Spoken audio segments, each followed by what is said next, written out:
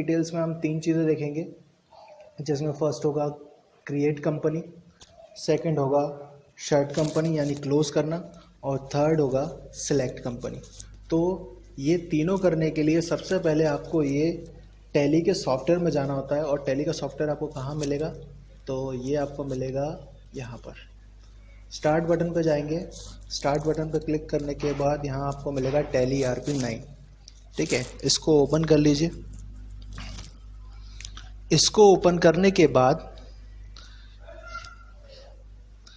यहाँ पर मैं ऑन स्क्रीन कीबोर्ड ऑन कर ले रहा हूँ ताकि आपको मैं बटन्स बता सकूँ कि किस किस बटन का मैं यूज़ करने वाला हूँ। तो मैं ऑन स्क्रीन कीबोर्ड का यूज़ करने वाला हूँ आपको दिखाने के लिए।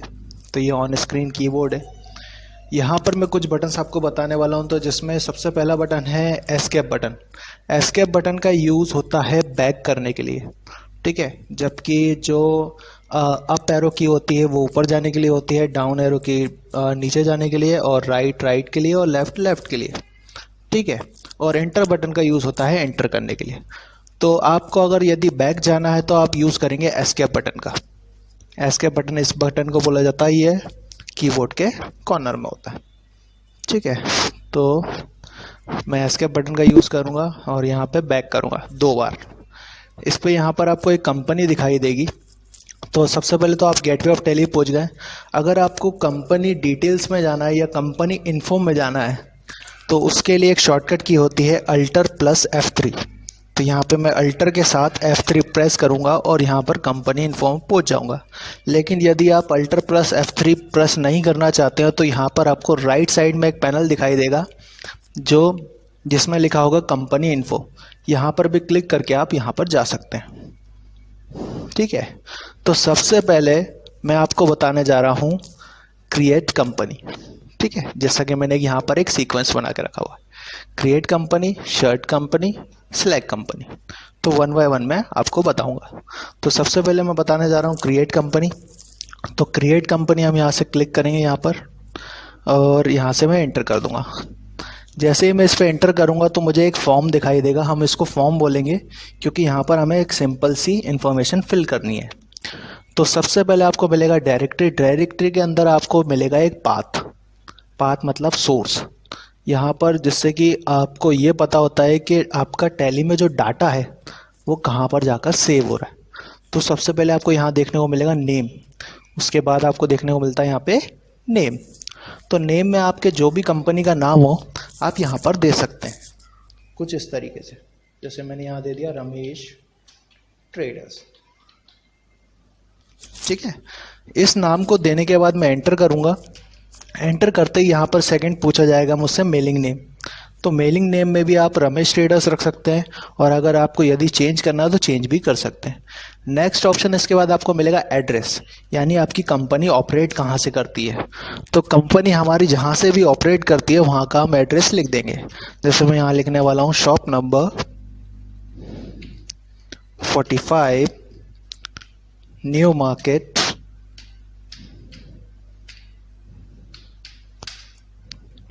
ठीक है, और भोपाल। उसके बाद अगर आपको अदर एक और एड्रेस लिखना है तो यहाँ पर ऑप्शन आपको मिल जाएगा। उसके बाद नेक्स्ट ऑप्शन आपको मिलेगा कंट्री। तो कंट्री तक जाने के लिए आप यूज़ कर सकते हो एंटर की का या फिर एरो की का। तो मैं यहाँ फिलहाल एंटर की का यूज़ कर रहा हूँ। और जैसे ही मैं कंट्री पे पहुँचूंगा तो यहाँ पर राइट साइड में एक लिस्ट ओपन होगी, जिसे बोलते हैं हम लिस्ट ऑफ कंट्रीज़। जैसे लिस्ट ऑफ कंट्रीज़ में हम यहाँ पे चूज़ करेंगे इंडिया।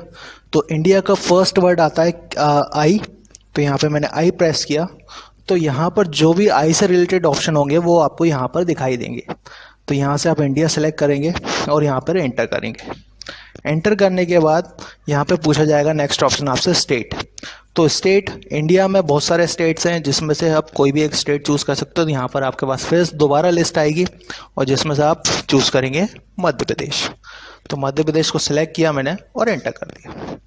इसके बाद यहाँ पर आपको दिखाई देगा पिन कोड। तो पिन कोड देना ज़रूरी नहीं है, लेकिन अगर आप देना चाहो तो दे सकते हो। आपको यहाँ पर आपकी सिटी का पिन कोड देना है, तो मैं यहाँ पे सिटी का पिन कोड दे रहा हूँ। उसके बाद यहाँ पे कॉन्टैक्ट डिटेल्स है। कॉन्टैक्ट डिटेल्स ऑप्शनल होती हैं, ठीक है। यदि आप देना चाहें तो दे सकते हैं, नहीं देना चाहते हैं नहीं देंगे। लेकिन अगर यदि नहीं देते हैं तो क्या होगा, तो उतनी इन्फॉर्मेशन आपकी कंपनी में कम होगी। ठीक है, तो यहाँ से मैं कॉन्टेक्ट डिटेल्स दे रहा हूँ। उसके बाद यहाँ पे मोबाइल नंबर, तो यहाँ पे मैंने एक मोबाइल नंबर दे दिया। उसके बाद एक फैक्स नंबर होगा, अगर आपके पास फैक्स मशीन है या फैक्स मशीन पर आप वर्क करते हैं तो आप यहाँ पे वो देंगे। उसके बाद ईमेल, तो ईमेल आप सभी जानते हैं ईमेल के बारे में, तो मेरे को बताने की ज़रूरत नहीं पड़ेगी। तो अगर आपके पास ईमेल डिटेल है तो आप यहाँ से ईमेल भी दे सकते हैं। तो मैं यहाँ पे जैसे ईमेल दे दे रहा हूँ।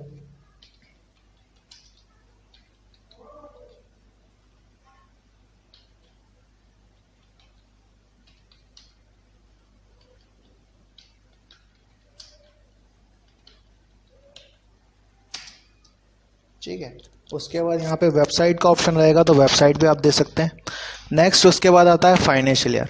तो अभी फ़िलहाल फाइनेंशियल ईयर चल रहा है, हर साल फाइनेंशियल ईयर स्टार्ट होता है एक 4 को और ख़त्म होता है 31 मार्च को, और हमारी कंपनी भी फाइनेंशियल ईयर के अकॉर्डिंग चलती है।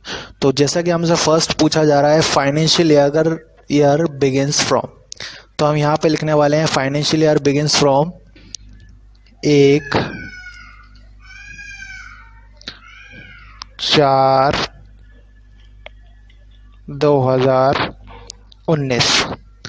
ठीक है, और बुक्स बिगिनिंग फ्रॉम यानी आपके अकाउंट्स कब से स्टार्ट करने हैं, तो ये भी रहेगा 1/4/2019। एक्सेप्शन केस में आप इसे मई, जून या जुलाई में भी ले जा सकते हो, क्योंकि हमें ये नहीं पता होता है कि हम फाइनेंशियल ईयर के हिसाब से ही हम बिज़नेस स्टार्ट करेंगे या हम बाद में भी कर सकते हैं। जैसे ही फाइनेंशियल ईयर स्टार्ट हो उसके बाद भी आप बिज़नेस स्टार्ट करते हैं। यहाँ पर 2 सिक्योरिटी कंट्रोल मिलेंगे, लेकिन सिक्योरिटी कंट्रोल के बारे में हम नेक्स्ट क्लास में बात करेंगे, तो फिलहाल हम इसको स्किप कर दे रहे हैं, मैं छोड़ दे रहा हूँ उसको।